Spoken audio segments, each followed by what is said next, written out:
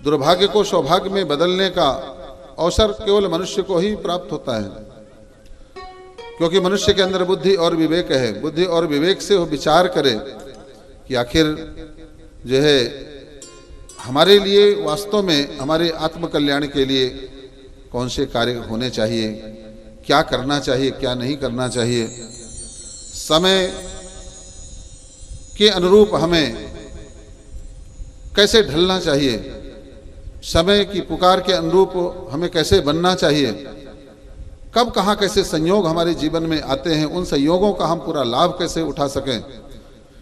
एक तरफा अगर जीवन जिया गया तो मनुष्य जीवन पाना व्यर्थ हो जाता है। एक तरफा जीवन केवल पशु जीता है कि पशु को तो केवल एक ही चिंता होती है कि पेट और प्रजनन, पेट कैसे भरे। सुबह से आप देखते हैं जानवर उठते हैं और चरने के लिए चल देते हैं, पूरा दिन चरते हैं, चरवाहा भी परेशान हो जाता है, चराते पूरा दिन चरते ही रहते हैं, चलते रहते हैं और चरते रहते हैं और साथ में बच्चे पैदा करते हैं।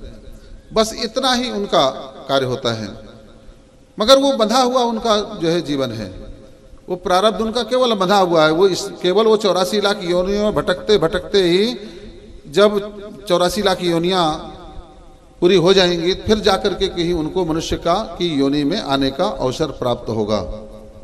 तो वो तो बंधा हुआ जीवन है, उन्हें तो इसी साइकिलिंग से ही चलना पड़ेगा। मगर हमारा जीवन ऐसा नहीं है। मनुष्य जीवन जो है, तुलसी बाबा ने लिखा है कि स्वर्ग नरक अपवर्ग नशेनी। मनुष्य का जीवन क्या है? नशेनी से तुलना की गई है। नशेनी का गुणधर्म जानते हैं क्या होता है? नशेनी क्या होती है? नशेनी ऐसी चीज है कि उस नशेनी को चाहो ऊपर की तरफ लगा करके चढ़ जाओ तो ऊपर चढ़ जाओगे, उसी नशेनी को नीचे की तरफ लगा लो तो नीचे भी उतर जाओगे। अर्थात मनुष्य जीवन ऐसी नशेनी है, अगर चाहो तो आप ऊपर स्वर्ग की तरफ भी बढ़ सकते हो, मोक्ष की तरफ भी बढ़ सकते हो और श्रेष्ठता की तरफ बढ़ सकते हो। मानव से महामानव, देव मानव और महा जो है यहाँ तक कि नर से नारायण भी बन सकते हो। मगर अगर लापरवाही जीवन जिया जाए तो व्यक्ति नीचे भी अधोगामी भी हो जाता है, नीचे की तरफ भी जो है उतर जाता है। अर्थात मनुष्य तन पा करके भी वह पुनः पशुवत योनियों में जान जो है चला जाता है। केवल एक ही ध्यान रखना, एक ही अवसर मिलता है 84 लाख योनि के मनुष्य तन दे करके कि अब चाहो तो भैया तुम ये मनुष्य तन क्या है? साधन धाम मोक्ष कर द्वारा। क्या है? साधन धाम। ये साधन जो आपको दिया गया है, ये मोक्ष के दरवाजे में आप खड़े हैं। एक बहुत 84 जो है लाख कमरों का बना हुआ एक बहुत बड़ा किला था और उसमें केवल एक ही दरवाजा था और उस जो है किले के अंदर तरह तरह के ताप से तापित, जो अंदर घुस जाता व्यक्ति वहां निकलना बड़ा मुश्किल होता था। वहां से निकलना, क्योंकि वहां का प्रताप यह था कि जैसे उस किले के अंदर व्यक्ति घुसता था वैसे ही सब के सब अंधे हो जाते थे, अंधा हो जाता था व्यक्ति। अब अंधा व्यक्ति कैसे निकले वहां से?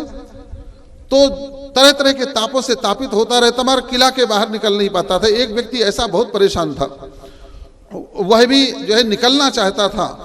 कोई एक आंख वाला आदमी कोई मिल गया, कोई संत, कोई महात्मा, तो उसने कहा भैया मैं तुझे बता सकता हूं कि तू चाहे तो जो है इस दरवाजे, एक ही दरवाजा है और उसका मैं तरीका बताता हूं, तुम इस दीवार को पकड़ करके चलना छोड़ना नहीं, और एक दरवाजा आएगा बस वहां से तुम बाहर निकल जाना तो मुक्त हो जाओगे, है ना।